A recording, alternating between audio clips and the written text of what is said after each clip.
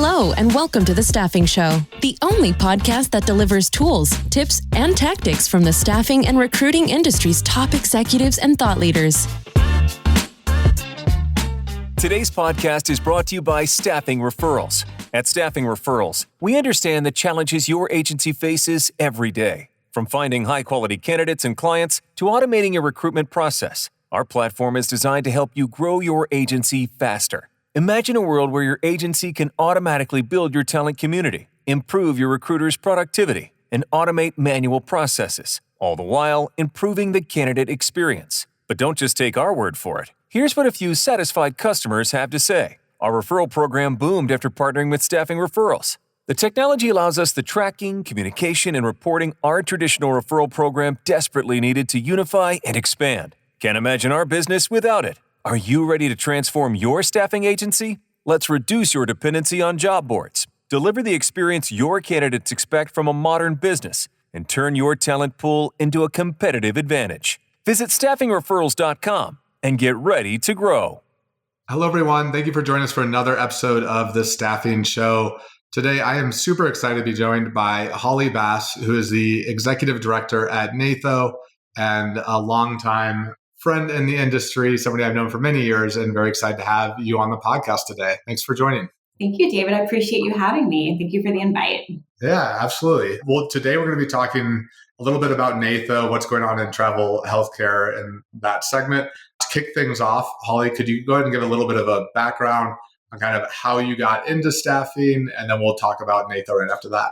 Sure. Yeah. So I kind of got into staffing by accident. I mean, nobody goes to college and says, I think I want to be a healthcare staffing recruiter when I grow up. So luckily, a friend of mine referred me back in 2001. So I've been in the industry for about 24 years. So basically at this point in my career, my background is healthcare staffing. I started off in 2001 as a travel nurse recruiter and really just had an amazing opportunity and was blessed. I've been blessed with a truly fulfilling career and had the opportunity to go from recruiter to team lead to manager. I mean, literally followed the track to eventually in 2015, 2016 to become president. And at that time, it was with PPR Travel Nursing. So I started at the bottom and worked my way up. And, you know, I really love our industry and it's nice to still be in it, but in a different way today.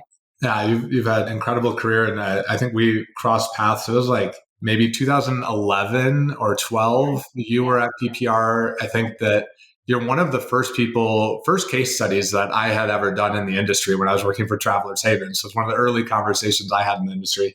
You were so kind and thoughtful and helpful in that front and had a really amazing career with PPR and then MedSol.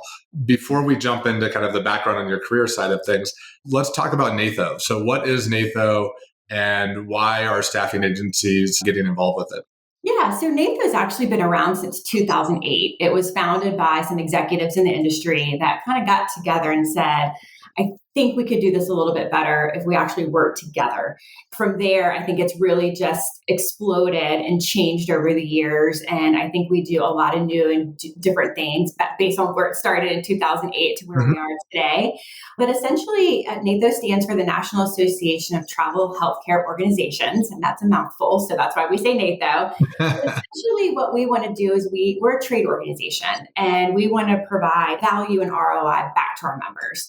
And essentially, we're an industry leading in networking. We provide webinars, committees, education opportunities, roundtables. We're getting ready to launch some focus groups. We're also really known for our annual partnership with SIA and NATHO's annual benchmarking survey and industry update. And then also we have an annual conference. So we're just very active. And you'll probably hear me say this a couple of times today, but we're not just an organization, we're really a community. And we're in the healthcare staffing community. And I think why it's important and one of the purposes that we serve is that we in the industry, we're responsible, I think, as healthcare staffing companies and vendors and suppliers and also in the industry, that we have to operate at a high level of ethics and standards. And the healthcare staffing companies are really pivotal to the whole system because we're responsible for moving all the labor pool around, right, to fill those critical orders. And so we're really at the heart of healthcare. And I think when you think about NATHO, our ethics, our standards, and things like that, we really do want to create a better overall experience in the industry. So a better experience for the traveling clinicians, the clients, and ultimately we have a direct impact on patient care. So I think that's really important. And sometimes people forget that, but that's also the heart of what NATHO wants to do and promote. And you guys have grown quite a bit over the years. I mean, I remember when it was just early stages, but how many members do you guys have? Yeah, I think we're over like 130 members now. That's amazing. We've seen a lot of growth, which is great. We have a lot of new brands and names in our roster, which is exciting. And then also a lot of new partners, our vendors and suppliers. There's a lot of new and exciting resources, technologies, platforms, and things like that that are coming out that are also part of our industry and provide really great, services and options too. So it's an exciting time. Yeah, no, it definitely is. And could you just explain a little bit about, you've had different levels of involvement with NATHO now as the executive director, but could you tell me why you decided to get involved originally in NATHO and a little bit of your background there? Yeah. Back when I was with Medical Solutions, I was the representative at MedSol at NATHO. And so I was on the board of directors for about 5 or 6 years. And I also served as a past president. So I always really believed in what NATHO did and the value that we bring to the industry and the community. And so over time, the board seat ends and then they bring in somebody new, which is great because you always want a fresh perspective. And then last year I was trying to figure out, like, what do I want to do now? And the executive director position became open. And I always thought to myself, I think the NATHO position would be so cool because it's a great way to be in the industry, be involved. I already knew everybody because I've been doing this for so long. It was just a great, transition, I think, in my career to do something a little bit different, but also give back, but stay in the industry. So it really ended up being a great fit for me. And I'm grateful for the opportunity. That's awesome. And in terms of like why agencies are joining today, any trends in terms of like challenges that NATHO's helping people solve or helping organizations solve this year? Yeah, it's a great question. I think ultimately the resources and education and just access to information that we're able to bridge that gap on for them is super important. We're actually have something really exciting coming out this month, It's called the State Regulatory Guide. And we're partnering with the Ackerman law firm and team on this. And when I look at value, when I look at ROI and trying to provide that back, that's what the members want, right? They want education, information, stats, KPIs, white papers, you name it. That's what they want from us. And that's what we should be giving them in return. And so an example I think of a great value add is the State Regulatory Guide. After COVID, many of the states implemented new compliance and reporting requirements for healthcare staffing companies. And you've got 50 states that do it 50 different ways. States require no reporting, and some states require you to send everything in the kitchen sink. And then the cadence of the reporting is also different. Sometimes it's quarterly, sometimes it's annually, and it's very cumbersome. And so although we don't, it's crazy. We don't offer legal advice. We can't offer legal advice. But what we can do is provide them some type of guide that shows them what each state requires, because many of these small and medium-sized companies don't have a person just for compliance, or they don't have an in-house attorney or a team that customarily has handled issues like this. So being able to provide, I think something like that to them is going to be a huge value add. And those are the types of kind of the things that we look at, like, do we want to provide this? Should we provide this? And we really do try to evaluate that value and ROI back. And this was one of those areas that I think that our members are really going to be excited about as soon as they get their hands on it. So we're excited to launch that in April. So that is amazing. And the levels of bureaucracy can be challenging. That's great. I often wonder, what do they even do with this information? But anyway, that's above my pay grade. When it comes to the types of organizations that are partnering with NATHO, is it typically small, medium, large? Does it go run the gamut? We see everybody. I mean, you're also always welcome to jump on our site, natho.org, and view our members and also learn a little bit more about NATHO and what we do. But yeah, we've got some companies that are, $5 and $10 million annual revenue. And then we've got some that are billions and billions of dollars. So, and then everything in between. So I think it's great though to have representation across all revenue levels, because there's different opportunities, struggles, issues, et cetera, depending on where you are. And I think that we do a good job of trying to bring everybody together. That's great. And last question I've got, well, two questions on NATHO, and then we'll jump to the next topic. But you mentioned the conference. Could you tell us a little bit about when, what, why for Yeah. the upcoming No, NATHO? I love it. You asked about it. I'm excited that it's here in Denver, so I'll be seeing you. Yeah, it's our big event of the year. And what's really exciting this year, it's in Denver on April 29th and 30th. If you're a member of NATHO, registration and attendance to the conference is free. It's something that we give back to our members, and we think that's really important to give back. If you're not a member and you'd like to attend, then we would just encourage you to join. But some of the feedback we've gotten from our conference from previous years is we were doing one-day conferences, and the feedback was, we'd love for you to do 2 days. We're like, you want more content? You want more information? You want to be away from home longer? Okay. So this year we expanded it to 2 days, and we really have a stacked list of speakers and presenters this year. We have Barry Asen from SIA. We've got Amy Chang, who is just an industry and subject matter expert. She used to work for AMN. She used to work for SIA. We've got Sarah Cole Rosenbaum from the Ackerman team coming to talk some all this state compliance stuff. And then we also have inspirational speaker Sean Ellis this year, which we're excited about. It's always really important for us to have a little bit of everything for everybody, because in the room, you've got directors to CEOs, CMOs, you've got everybody in the room. So you want to make sure we've got topics that are important to everybody in all, across all business units. And then we've got some kind of heavy hitters in the industry. We've got Kelly Dugan, Liz Cunningham, and Amanda Maxon also coming. So we've got a panel discussion, we've got roundtables. So we're really excited. And if anybody has any questions, we're always happy to please reach out to me. But yeah, it's a killer lineup. That is a heavy hitting lineup for it's going to be great. It's going to be great. So we're really excited to put it on this year. And we also have a great line of sponsors helping us, because we can't do it without them. So yeah. Well, excited to see you there. Last question on NATHO. What is your vision for the future of NATHO? Where is NATHO going? And are there any, you've already mentioned one of the new initiatives in terms of the regulatory guide. Is there anything else that the listeners should know about? Yeah, we're working on lots. I mean, I've only been in this executive director role for about 6 months. So I'm still learning kind of the ropes per se. But I also think I have good experience because I've sat on the board, and then I've also kind of been an end user, right? And a member of NATHO.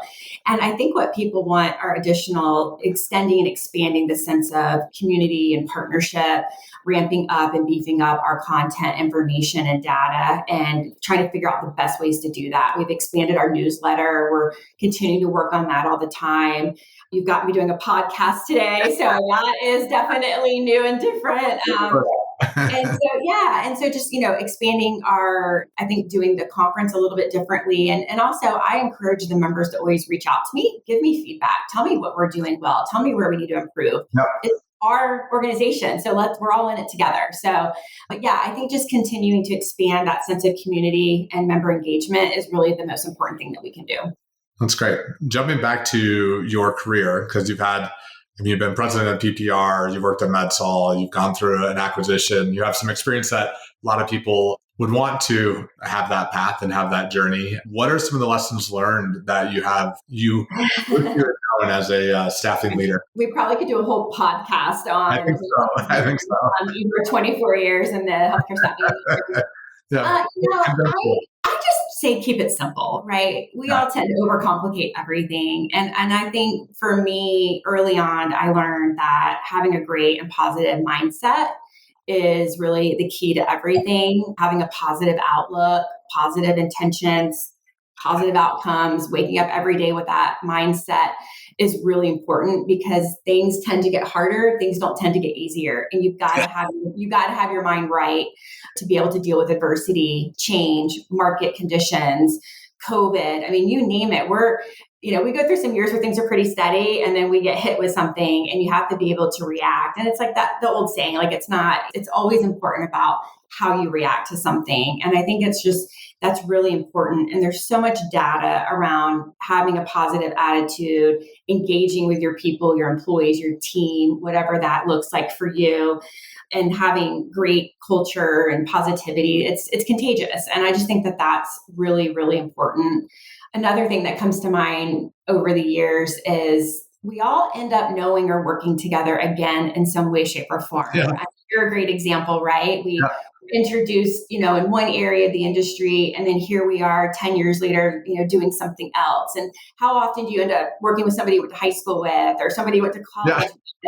The other day, I referred my friend's daughter to a travel nurse recruiter job. I mean, why is this full circle? And so to me, no matter what industry you're in or what, I don't know, even what position, like if you're a teacher or you're a coach or you're a recruiter or whatever your role is, we're all in the people business. And how you treat people is really, really important. The relationships you build, the communication, people will remember how you treated them.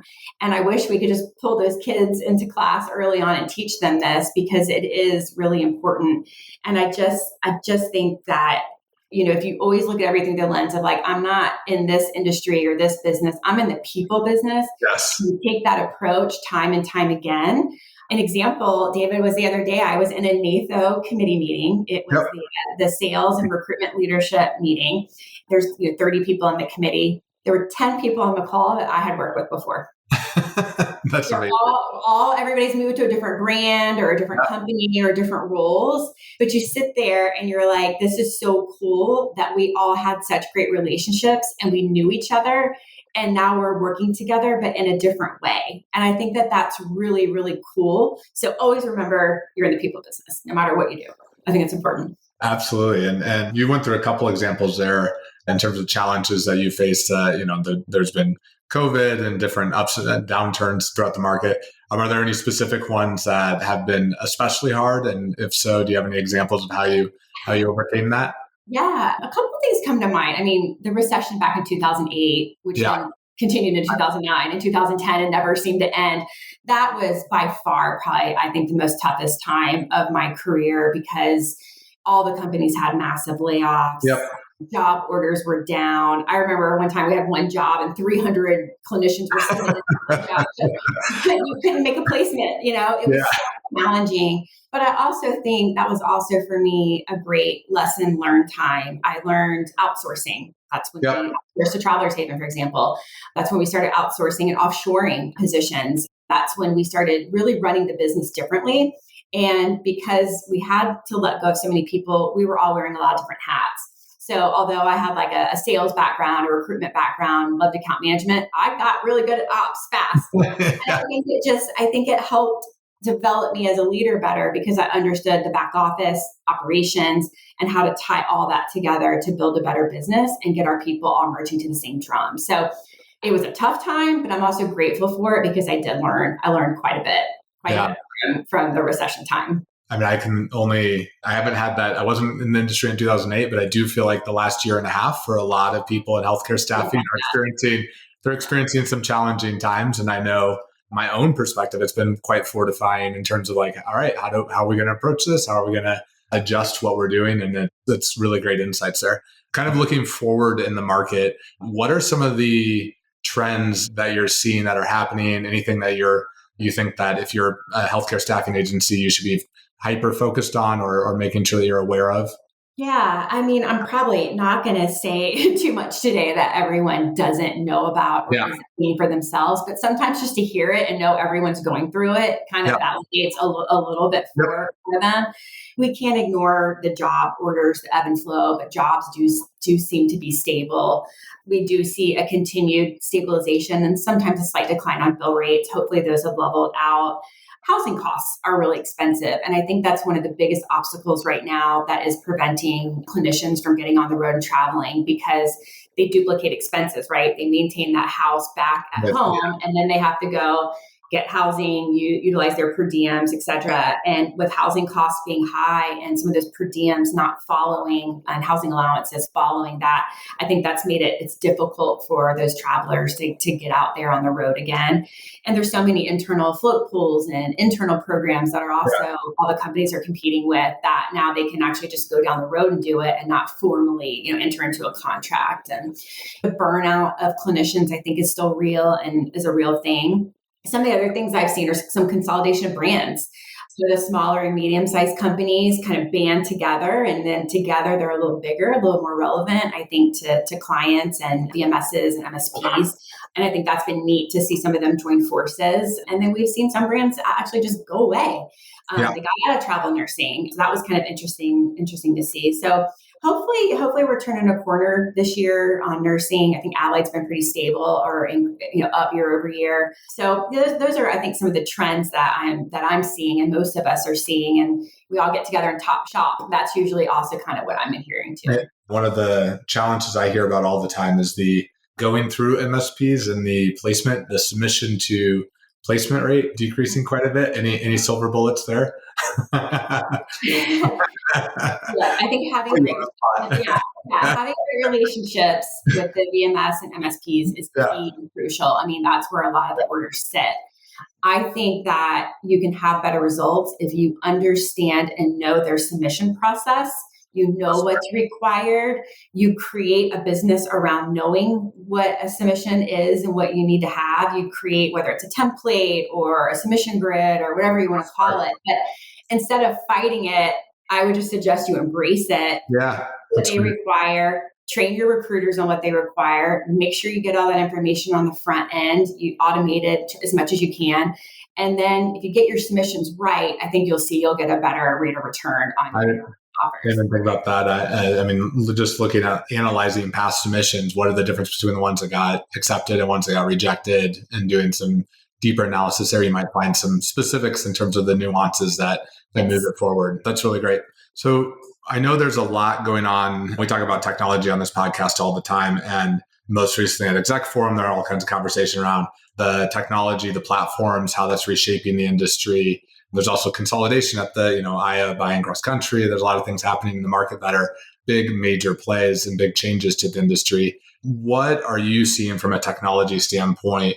Are there any areas that you think are especially useful or that people should be paying attention to?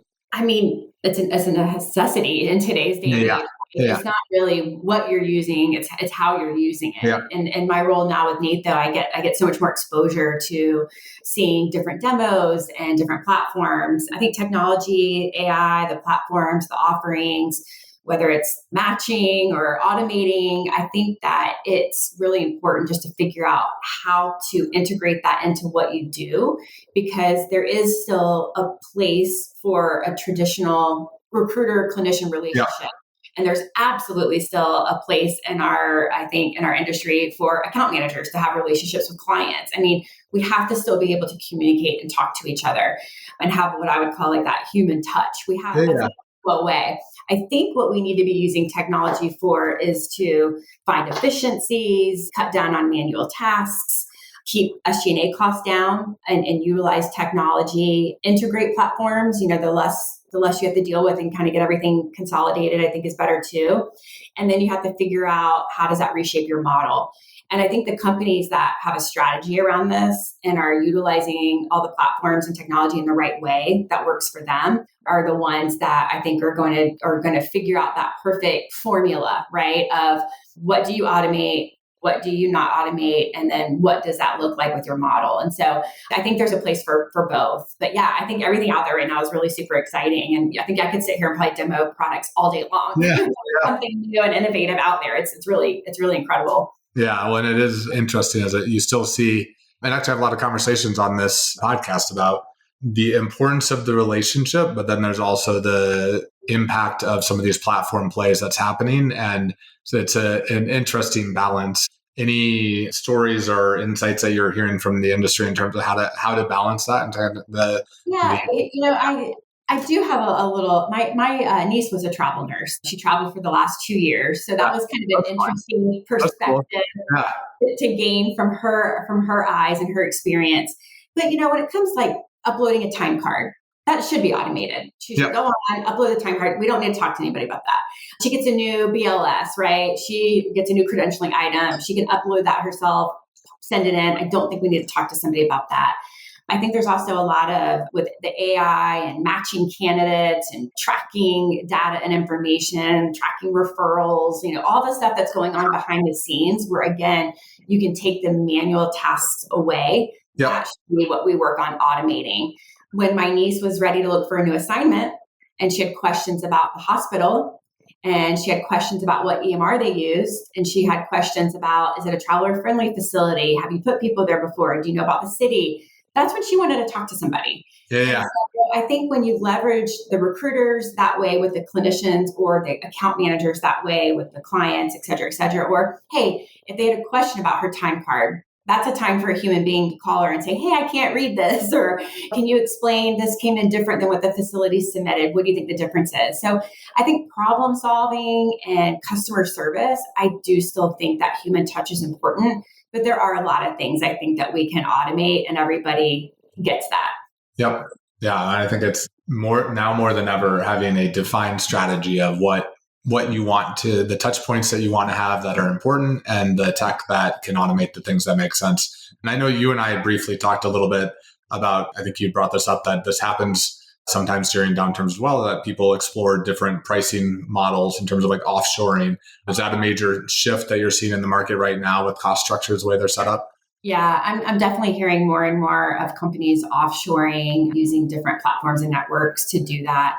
And I think it's just kind of become a necessity to keep costs down, keep SG&A down, but also have a team able to perform the things that need to get done. Yeah. It's, I have some experience with offshoring, and I think as long as you set the team up for success, you train them the right way, you build great systems and processes, I think it works really, really well.